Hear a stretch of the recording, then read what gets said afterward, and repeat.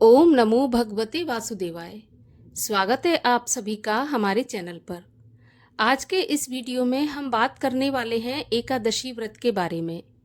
पितृपक्ष का अर्थात अश्विन मास के कृष्ण पक्ष की एकादशी कब है, किस नाम से जानी जाती है, कब व्रत रखा जाएगा, कब तिथि प्रारंभ होगी, कब समाप्त होगी, राहु काल का समय क्या होगा, सभी के बारे में आज के इस वीडियो में हम चर्चा करने वाले हैं। वीडियो बहुत महत्वपूर्ण है, पूरा देखिए। और अगर वीडियो आपको पसंद आता है तो लाइक अवश्य करिए, क्योंकि आपके लाइक से ही हमें पता चलता है आपको हमारा वीडियो पसंद आया। और अगर वीडियो पसंद आता है तो चैनल को भी सब्सक्राइब करके बेल आइकन पर क्लिक कर लीजिए, क्योंकि आपको हमारे चैनल पर सभी प्रकार की व्रत कथाएं, महात्म और एकादशी की कथाएं भी सुनाई जाती हैं। तो चैनल को सब्सक्राइब तो अवश्य ही करिए। चलिए अब हम शुरू करते हैं आज का वीडियो। एकादशी तिथि। पितृपक्ष की एकादशी को इंदिरा एकादशी के नाम से जाना जाता है। ये एकमात्र ऐसी एकादशी है जो कि पितृपक्ष में आती है और पितरों को मोक्ष दिलाने वाली एकादशी है।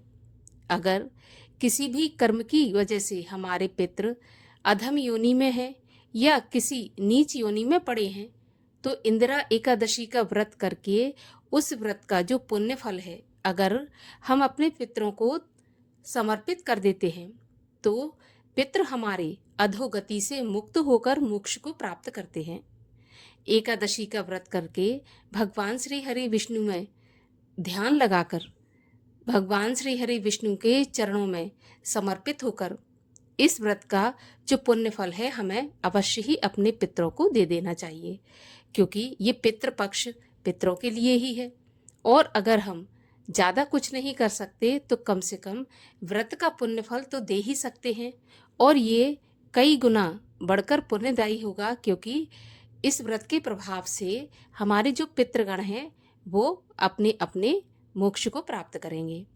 तो इसीलिए ये एकादशी सबसे ज़्यादा महत्वपूर्ण एकादशी है। अब इस एकादशी के नियम पालन की अगर मैं बात करूं तो नियम पालन उसी तरह से किए जाएंगे जैसे कि प्रत्येक एकादशी के किए जाते हैं। 3 दिन नियम पालन होगा, दशमी से लेकर और द्वादशी तक। पारण द्वादशी के दिन होता है और जो नियम पालन है वो दशमी से आरंभ होते हैं। दशमी से ही सूर्यास्त के बाद से हमें अन्न और नमक का त्याग कर देना चाहिए। और अगले दिन एकादशी के दिन ब्रह्म मुहूर्त में उठने के बाद, स्नान आदि से निवृत्त होने के बाद भगवान श्री हरि विष्णु की विधि विधान से पूजा करके पूरा दिन मन में भगवान के नामों का स्मरण करते हुए, जाप करते हुए व्रत रखना चाहिए। रात्रि जागरण का बहुत अधिक महत्व है। अगर एकादशी की रात्रि में जागरण किया जाता है भगवान के नाम का भजन कीर्तन करते हुए, तो ये एकादशी और भी ज़्यादा फलदायी हो जाती है। तो जागरण अवश्य करना चाहिए। हाँ, अगर पूरी रात किसी भी वजह से जागरण नहीं कर सकते तो कम से कम मध्य रात्रि तक तो अवश्य जागना चाहिए, तभी एकादशी और ज़्यादा पुण्य फलदायी होती है। एकादशी सनातन धर्म का बहुत बड़ा व्रत है। एकादशी का व्रत करने से भगवान विष्णु प्रसन्न होते हैं और सभी प्रकार की मनोकामनाएं भी पूर्ण करते हैं। भगवान कृष्ण ने गीता में स्वयं कहा है कि हम चाहे किसी भी देवता की पूजा करें, अंत में वो जाति भगवान श्री हरि विष्णु के चरणों में ही है। तो क्यों ना हम एकादशी का ही व्रत करें, सीधे सीधे भगवान को ही प्रसन्न करें।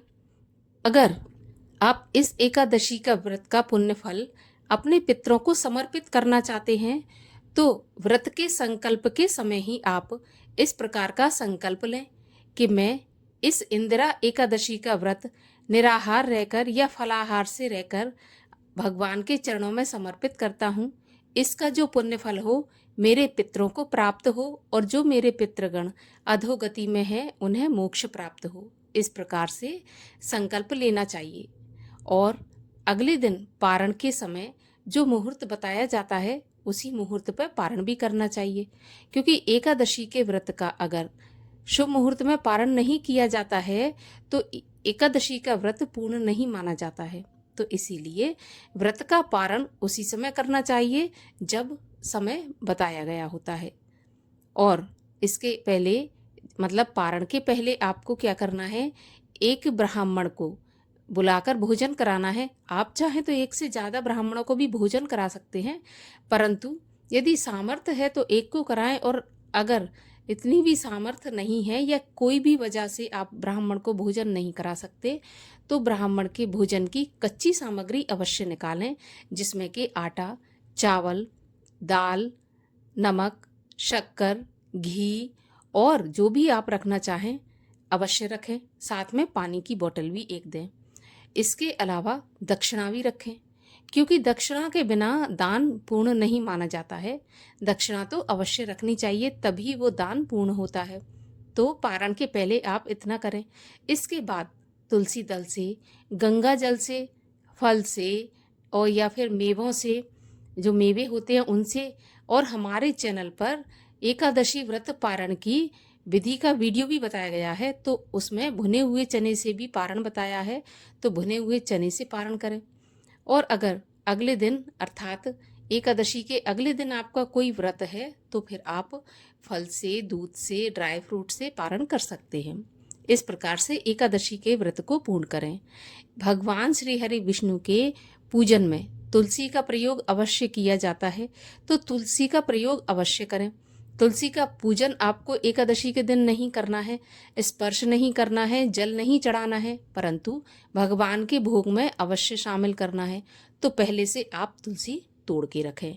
द्वादशी के दिन भी तुलसी नहीं तोड़ी जाती है, तो आप विशेष ध्यान रखें कि द्वादशी के दिन आप पूजा कर सकते हैं, दीपक लगा सकते हैं, परंतु तुलसी तोड़ नहीं सकते।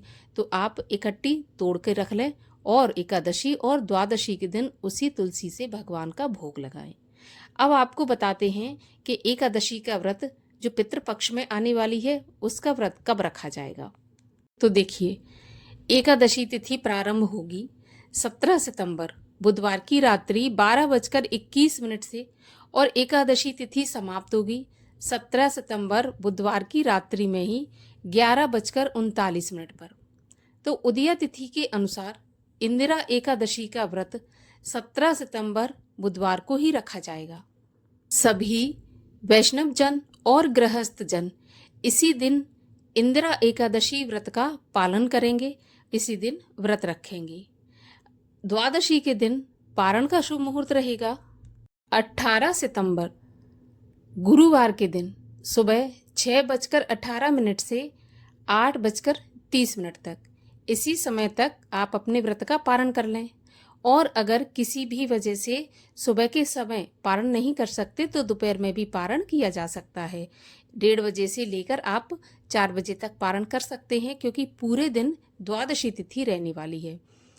और इस दिन अर्थात एकादशी के दिन राहु काल का समय होगा दोपहर में 12 बजे से 1:30 बजे तक। राहु काल के समय की गणना अशुभ समय में होती है। राहु काल के समय में किया गया पूजा पाठ, दान पुण्य इत्यादि शुभ फलदायी नहीं माना जाता है। तो राहु काल के समय को छोड़कर आप किसी भी समय दान पुण्य पूजा पाठ कर सकते हैं। तो ये थी इंदिरा एकादशी व्रत से जुड़ी जानकारी। अगर आपको जानकारी पसंद आए तो वीडियो को लाइक करके शेयर करिएगा। साथ ही साथ एकादशी की व्रत कथा सुनने के लिए चैनल को सब्सक्राइब अवश्य करिए। मिलते हैं अगले वीडियो में, तब तक के लिए हरे कृष्ण।